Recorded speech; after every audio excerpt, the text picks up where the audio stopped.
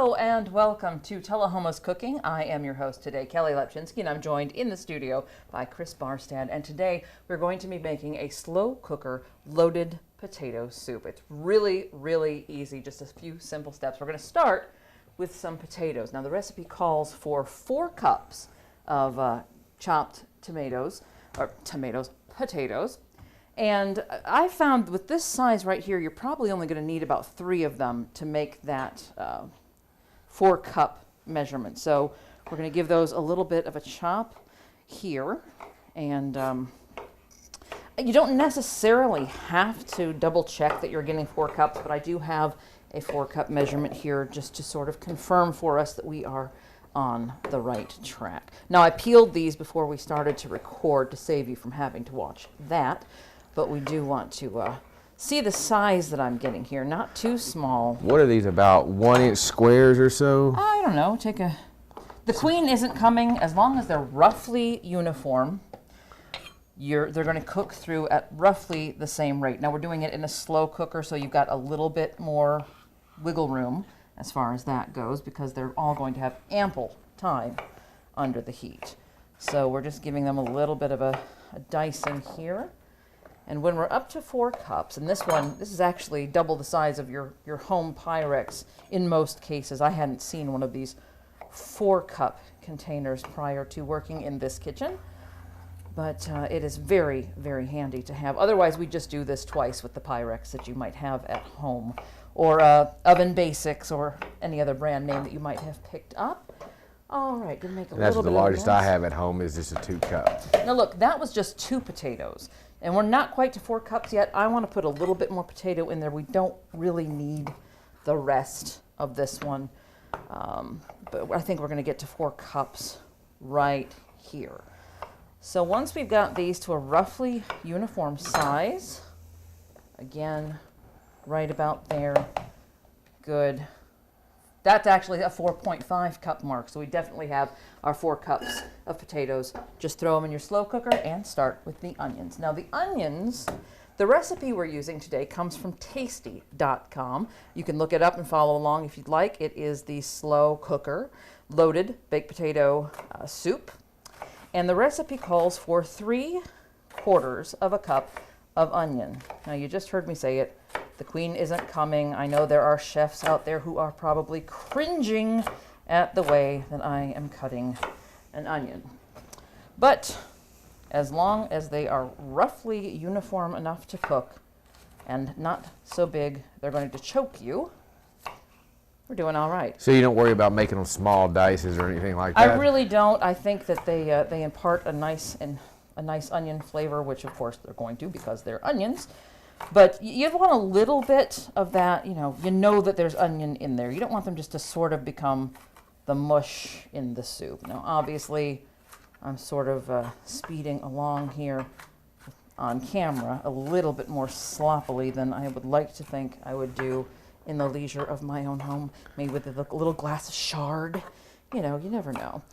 We're, again, looking for 3/4 of a cup on the onions, and I'm just going to hit some of those slightly larger pieces that I missed and see how close we are here. And I'm using my hands, but I brought this handy dandy little device here to make that a little bit easier. Now, this guy, a little harder to read, but not quite where I want him on onion, so we're going to chop just about that much more onion.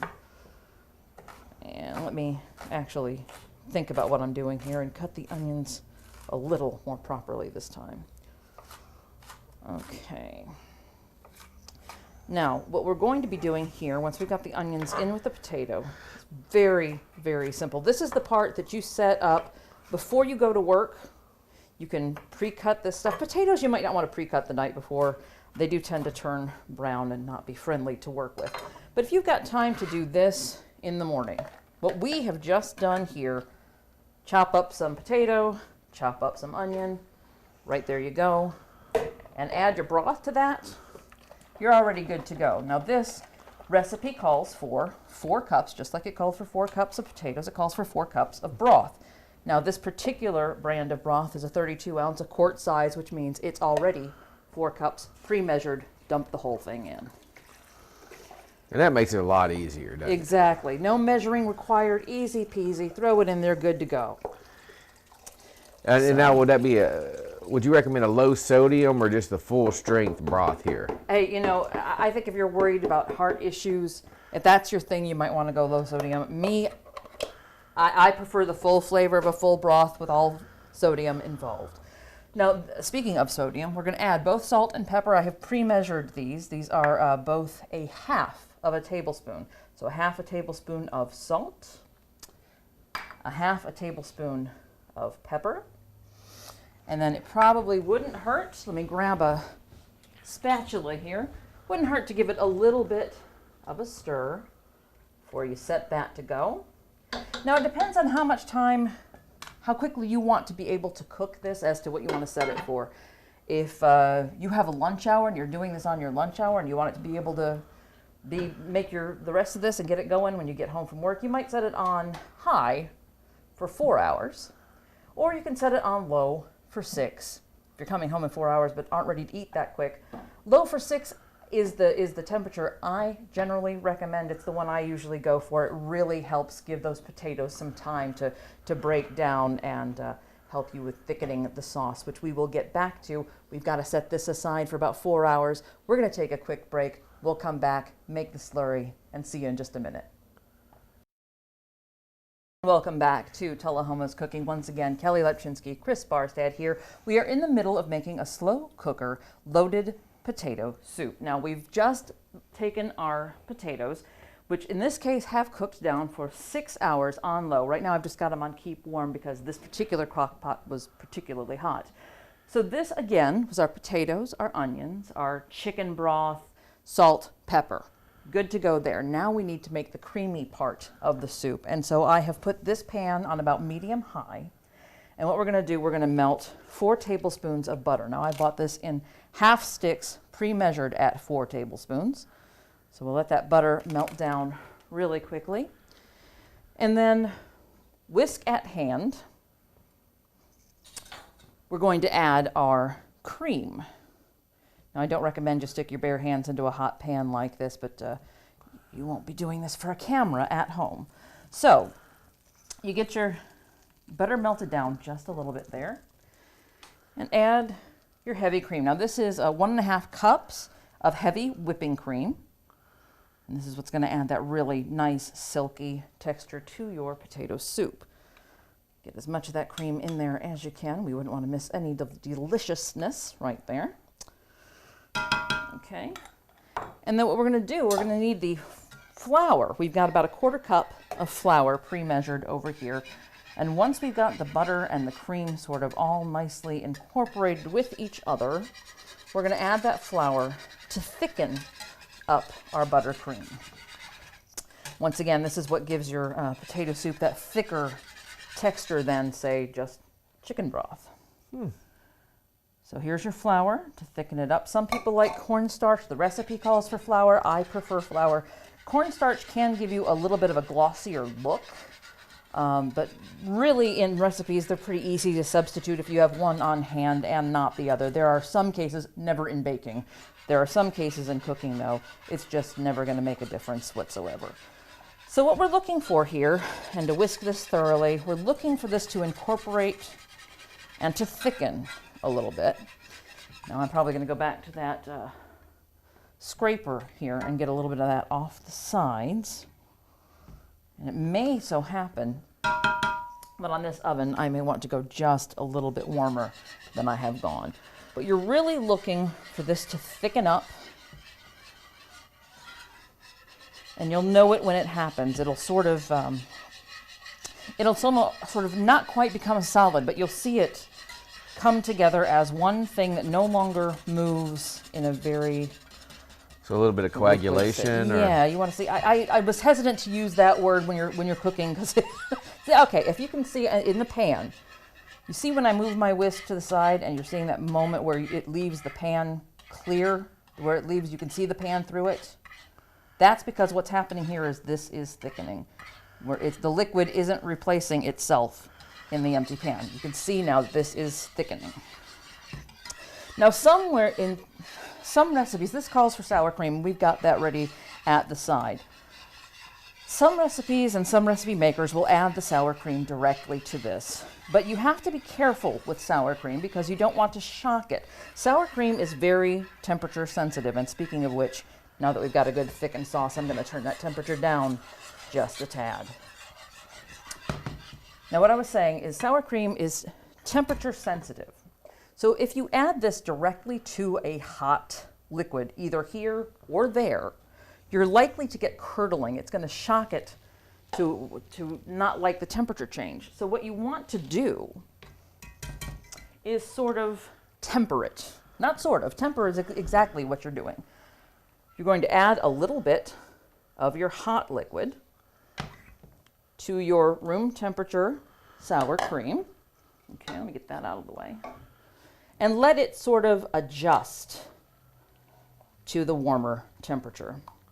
Now, before I started this, I put my sour cream aside. I didn't tell you how much this was. This was a 1/4 cup of sour cream. And I put it aside in this bowl to prepare for this process, but also to get down to room temperature so that it wasn't going to be shocked from a refrigerator temperature. So it's you can see it's not curdling, but it's also taking the slurry, a little bit of that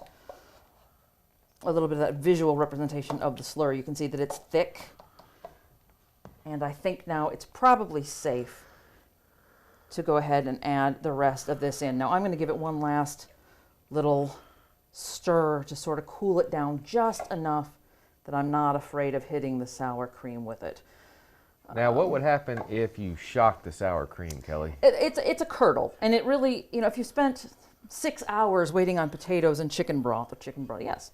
If you spent 6 hours waiting for that concoction and looking forward to soup, because let me tell you, for the 6 hours this has been in the studio, we've been smelling it all day, and you really sort of get to where you're looking forward to that nice comfort food, particularly on a wet, a rainy, cold day. And there's just nothing that's going to turn you off of wanting that soup like a curdled sour cream. I don't necessarily think it's inedible that way, but it's just not appetizing that way. So it's very important to temper the sour cream. Yeah, and I could show you, tell you what we'll do. I'll give you an example because it's more important that you know what not to do in situations like this. I'm going to take some cold sour cream directly from the refrigerator. And I'm just going to add it to the whisk. So I'm going to take this for just a moment and rinse off the slurry that we have prepared. Not fully cleaned. I'm not going to get the whisk fully clean here. But just enough that you can tell I've added the sour cream. All right. I'm just going to grab a little bit of sour cream. And if you watch, this has been cooking all day. All right. Now, if you look at what the sour cream did there, where it's separated.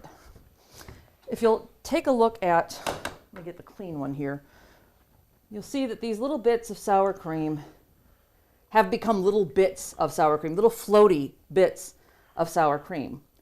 You don't want that to happen with your full 1/4 cup of sour cream. Now, in this batch that we're making right now, that's going to disappear in the larger scheme of things. But you really wouldn't want a whole 1/4 cup of sour cream that looks like that. Okay.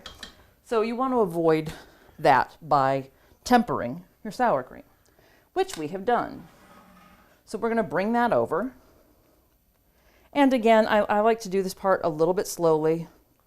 It's going to be a little hard to tell because we just did put some sour cream in there to tell that we're not shocking this concoction. But I think we got a good start on getting that right to the temperature it needed to be and ready to add. So now, let's get our sour cream out of the way. Now what we're going to do is just mix that in, stir that in like you do. And then that smell completely changed. Now you've got, so you do start to see a little bit of that texture coming through and just a little bit of that curdle that we added. But there you go. What you're going to do now, once you've got it all nice and incorporated, and I think some people, if you're a salt or pepper person, I'm very sensitive to, I really like pepper, and I lost a little bit of the sharp pepper smell that we had going once we added in all the creams. Now for me, that would mean I'd like to add a little more pepper. We're sharing this with other people. You may want to let them add it when it comes time to serving it in the bowl. Now what you're going to do is you'll set this, make sure whatever you had it on before, now you're going to have it on low. I'll be plugging this back in just a minute, and you're going to let this sit for another 30 minutes with the cream inside to actually set the soup. And while you're doing that, you want to get your loaded potato part going. We're going to set the oven here for 400. And what we're going to load our potatoes with are cheese and bacon and scallions, green onions. Oh. Now, once again, we're going to have a number of home cooks who make bacon in different ways. I'm choosing today to actually bake the bacon. So that we don't have to watch it sizzle, pay particular attention to it while we're getting ready the rest of our ingredients on the side. You want me to go ahead and put this on here? Sure, absolutely. I should make more use of you being there. Just put on as many as you feel froggy enough to do, because what we're going to do now is we're going to set these in the oven when we've got the plate going. They're going to cook. It takes about 15 minutes when you're baking bacon. We're going to let that happen when we've got the soup done and we've got the bacon ready to crumble. We'll come back right after this. And welcome back to Tullahoma's Cooking. Again, we're doing a slow cooker loaded potato soup today. Now we've already cooked down our potatoes and onions in a chicken broth. We've added our slurry of our heavy cream, butter, and sour cream, so that now that's thickening up and making a really nice soup. Now, as we're waiting for the timer to go down on the soup, we're preparing the things that are going to go onto the soup that make it loaded potato. Now, I've already put together a bowl of just shredded sharp cheddar cheese. Now, Kelly, I know we were talking about this earlier. Now, is there a particular reason to use like a sharp cheddar versus, say, Monterey, Jack cheese, or Colby? You know, I haven't tried the other soups, the other cheeses, so I don't know, but I do say the sharp cheddar really sort of bounces off of the potato soup. It really gives you a really sharp contrast. The potato soup shows off. It's just like when you make a loaded baked potato. You generally get cheddar on that as well, and that's what we're doing here, making a loaded baked potato soup. And so one of the things we're going to do while we're waiting for our bacon to cook, that's going to be one of our accoutrements. The other thing that we're going to use is green onion. So, if you don't know this little trick, by the way, if you can pull wherever it breaks, your green onion, whatever breaks off, you probably don't want to cut and use. That's probably right where you're at the edge of what's tasty in your green onion. So just go ahead and pull, and wherever it breaks, don't use that part. I could be wrong. We can get calls and letters. We welcome your calls and letters, in fact. If you've got a recipe or a tip you'd like to share with us, I can be reached at 571-7186. That's our news hotline, but I'll also accept your tips and tricks for Tullahoma's Cooking. Why not? In fact, if you'd like to be a guest on Tullahoma's Cooking, give me a shout, particularly if you are a local chef or area cook. We'd love to have you on and get some real pro insight into cooking here in Tullahoma. And even just, if your grandmother taught you how to cook well and, you have some really great old school recipes, I mean. Or if you have a recipe you'd like us to do. If you have a recipe you like that you would just like to see done on television, or one that you have tried and haven't had much success with, hey, we'll give it a shot and see what we can do with it. Always happy to give that a try here. Now, I want my little handy dandy tool. I cannot recommend one of these things enough, particularly when you're working with small items and things like green onions that tend to get just a little bit slickery and sticky. That's why I don't have one of those, and I'm so jealous. Yes, it's a very lovely tool to have. Now, of course, I'm going to get a little bit of the jitters. Well, isn't that what this is back here for? You run it up under there, and then you just kind of run your finger and put it down in your... Not to my knowledge, but you never know. It could be. We'll have to play with that at some other time. Now, we've got our green onions going. We still have a couple minutes left on our timer.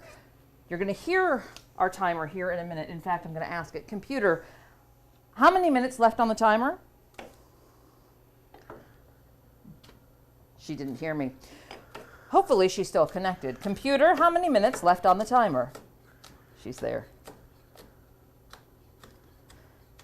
Well, I'll be darned. Do you want to take a look at that? I'll take a peek at it. Take a look at our bacon, because we are about done with the scallion. Ah! Computer, stop. All right, just in time. Now, for those of you who have an Amazon device in your home, I changed her wake word to computer for this. You're welcome. I didn't want to wake up all of your home devices. Now, we're taking out our bacon and we're going to get ready to crumble that and put it in our last bowl here. In fact, while Chris is handling that, I am going to go ahead and just chop that last green onion. No reason to leave it sitting there all lonely by itself when it can be a perfectly lovely addition to a loaded baked potato soup. All right, those look a little bit like they could have used a little bit more time, but you know what? They'll probably crumble just fine once we get them off the pan and let them sort of crisp up a little bit. I've moved my little guy again. All right. We'll let Chris handle taking those off of the pan and into the... Would you hand me one of those? A pot holder, absolutely necessary. So I'd rather not burn myself. But now while Chris is getting our bacon off of the pan, now you may have noticed, by the way, if you were paying attention, when we went into the break with our bacon loaded onto the pan meant to go into this oven, which I need to turn off, you may have noticed it's a different pan that's coming out of the oven. One of the joys of working in a new kitchen is discovering what works, what doesn't, and what's available to you. The pan I provided was a little bit the wrong side, so we're making do here with something that was available in this kitchen to us. I'm not entirely sure that that is going to be cooked enough to crumble. I think we may need to take another commercial break, give that bacon just a little bit more time, and we'll be right back. And welcome back to Tullahoma's Cooking. We are near the end of our slow cooker loaded baked potato soup. Now, once again, this recipe comes directly from tasty.com. And if you want to take a look at where we are now with the soup, now we haven't stirred it since it's been all added back together. So we are going to want to mix that back up. I'm just going to go straight ahead and use I was going to say I was going to go ahead and use a ladle, but I've got a little trick here for you. A little masher, because if you remember the size that we cut those potatoes, there's still going to be some pieces that are just a little bit big that you might want to get just a little more bite-sized, and now they're cooked and easy to work with. You don't want to mash it too much. You don't want to get mashed potatoes in there, but you do want to give it a little stir, and you can see the size that's coming up off of there. All right, so that's going to be a good, solid potato soup. Now, we got this good, solid potato soup happening here, all nice and mixed up. Get this out of our way. We have got our cheese ready to go. We've got our green onions ready to go. And now we have our bacon. Now I'm just going to do a little crumble trick here. I'm just going to roll it right up. It will crumble itself if it's good and cooked enough and not still too liquid. All right. Now we do still have some pieces that just weren't quite cooked enough. But there's also some really... And by the way, they're cooked enough, they're done. They're just not... They're cooked through. Right, they're just not going to be your bacon bits, your crumbly crumbles. But that's actually good. You're going to still get that meaty goodness of your bacon as opposed to just little charcoal briquettes of bacon. Now, you don't really want bacon bits. Is there any particular type of bacon you'd recommend over another, like an apple smoked bacon or just good old-fashioned bacon or... Me, I have not tested. I buy what's budget friendly. Frankly, for me, I think that I think this was an Oscar Mayer bacon, and it was perfectly serviceable for my needs. I'm not big on adding flavors to my accoutrement. I want the potato soup to be the star for me. Okay. So I don't want a honey maple bacon. You might. That might be the kind of thing you like to do. But it's the kind of recipe that opens itself up to, hey, Absolutely. you might want to pair this with that, or, take this type of bacon, or, there are people who just drink or people who just eat chocolate ice cream, and then there are other people who like cookies and creams, and then there are people who just want every kind of candy you can imagine in their ice cream. And I think that that's where it comes down to just which person are you. If you're one of those people who like a good solid chocolate should be enough flavor and strong enough for you, then I would just recommend a regular good old bacon. If you're one of those people that likes every kind of candy and cookie and whatever you can add to your ice cream, then, by all means, go and get every flavor bacon that you can possibly imagine, and, get the Mexican flavor on your cheese, and, I didn't mention when I was making the soup either that the onion I put in. I prefer white onion. The recipe only calls for onion. So if you like purple onion, if you like yellow onion, there's no reason that you can't pick according to your taste. Nothing is going to go wrong with your average kitchen recipe. Substitutions are not going to be a big deal. Baking is chemistry. Baking, you want to be careful about substitutions. Cooking, do whatever you like. If you've ever looked up any recipe online, the first thing you'll see, every comment on the recipe was, oh, I really liked this. I substitute A, B, and C. And oh, well, I added D. And by the time you get done with the comments, it's not even the original recipe anymore. Now, we're ready to serve. Are you ready to see how this came out today? Yes. All right. I have my little 3-ounce ladle here, so I'm going to take a couple of scoops to get some into the bowl here for you.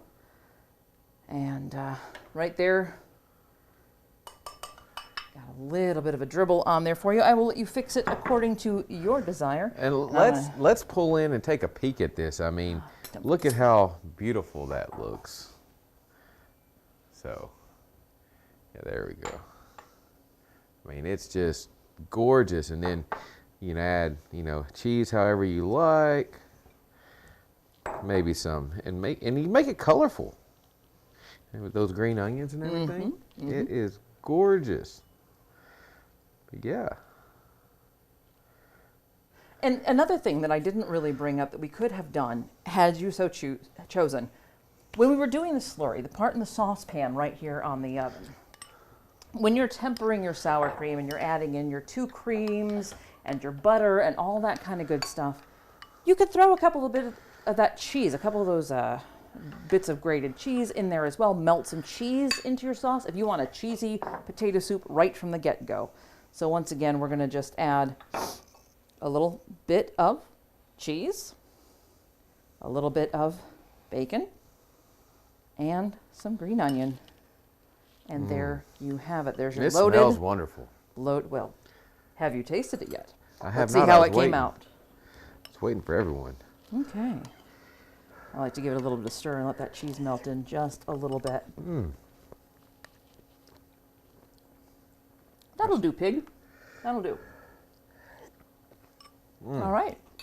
And the way that onion bites through everything, oh, that's wonderful. It's really nice, and that's another reason I don't add the cheese in earlier. You can do that. I like to have that really contrast of the fresh and the bright and the things that are on top of the soup. But once again, you can find that recipe, tasty.com.